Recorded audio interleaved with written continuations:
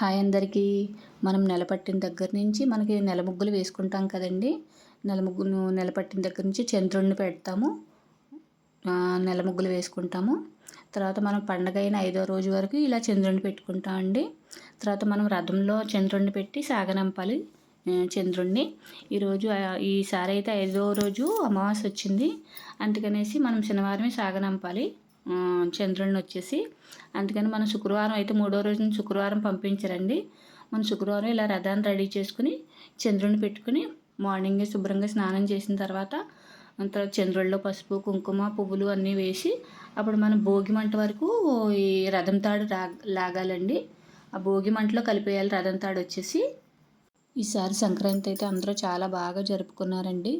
మన తెలంగాణ నుంచి అయితే 70,000 కార్లు వచ్చినాయి అంటండి ఆంధ్రాకి. అందరూ చాలా బాగా సెలబ్రేట్ చేసుకున్నారు. పందాలని, సినిమాలు, జాతరలు అందరూ కూడా చాలా బాగా ఎంజాయ్ చేశారు. ప్లీజ్ సబ్స్క్రైబ్ మై ఛానల్ అండి.